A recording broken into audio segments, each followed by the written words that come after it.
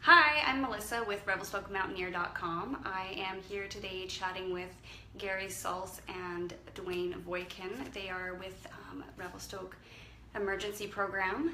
We're chatting a little bit today about what would happen in the event that Revelstoke had to be evacuated due to wildfires. We've seen quite a number of wildfires happening across the province, so I thought it would be great to chat today about what would happen if that happened here. We've been lucky in that we haven't had any evacuations here so far. So Gary and Dwayne, what would happen in terms of communications? How would we communicate with people if there was an evacuation that happened? I'll let Dwayne start with that. So first of all, Melissa, thanks for having us. First of all, I'd like to assure the citizens of Revelstoke that we are prepared for a major emergency. We have an emergency operations center ready to go out at the airport. We have a backup center at our fire training center in the industrial park.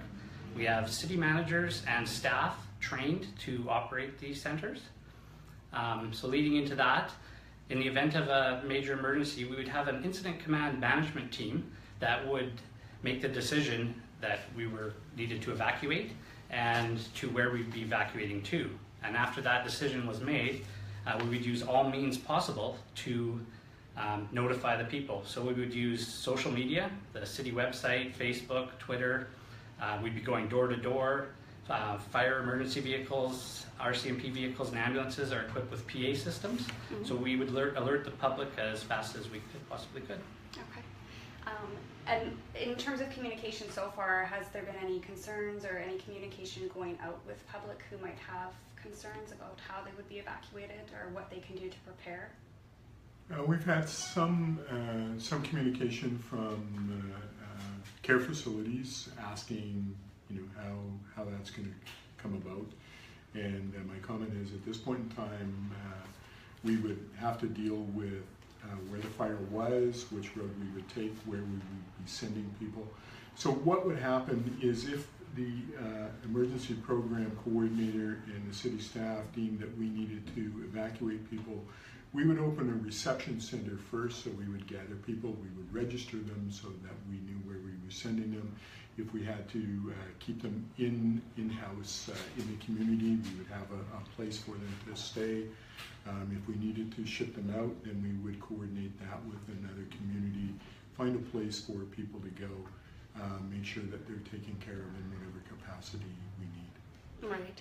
So speaking of people who might be displaced, do we have anyone here who's been evacuated from another community? We did have. We had one family who self-evacuated out of Williams Lake.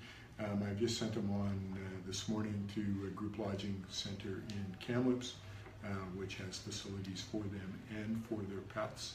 And my understanding through the care facilities is we do have some people who were displaced that were in Williams Lake in the care facility there. So there's a couple of those people here in our care facility at this point. Right. What can people do if they want more information or want to help? Where would they get that kind of information?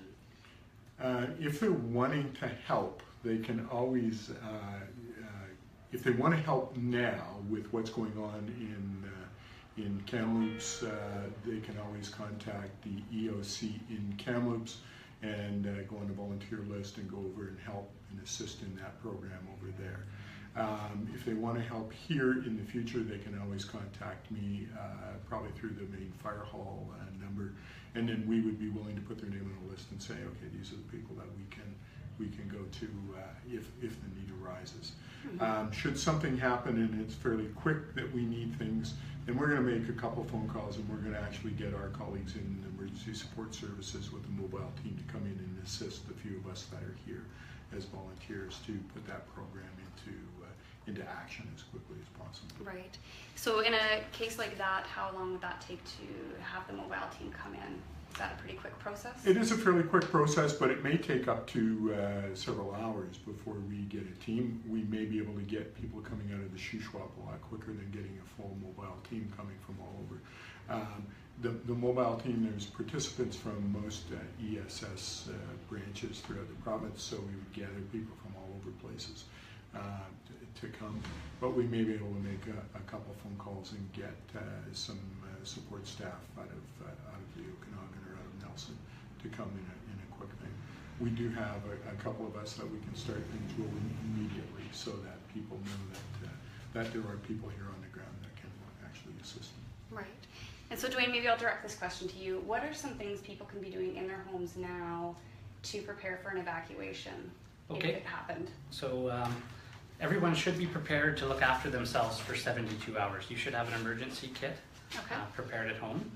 And it should consist of a first aid kit, battery-powered hand crank radio, tuned to Environment Canada weather, battery-powered or hand crank flashlights, whistles, cell phone with chargers, inverters or solar chargers, local maps, at least 3-day supply of non-perishable food, garbage bags, moist towelettes, and plastic ties for personal sanitation. You need water, 4 liters per person per day, dust mask and appropriate clothing, footwear. And just another on a quick note, for a quick evacuation, you should have essential items such as medications, eyeglasses, valuable papers, immediate care needs for dependents, and if you choose valuable keepsakes, photographs that are quick to load. And I think that should cover most of your stuff to be prepared. Okay, that's great. So I think, thank you both for coming and chatting with me today about how people can be prepared in the event that there would be a wildfire evacuation in Revelstoke. Again, we have been lucky that we haven't seen the intensity of wildfires here that other communities being evacuated have. So it's Melissa with RevelstokeMountaineer.com, and thanks for joining us today. Thanks, Thank you.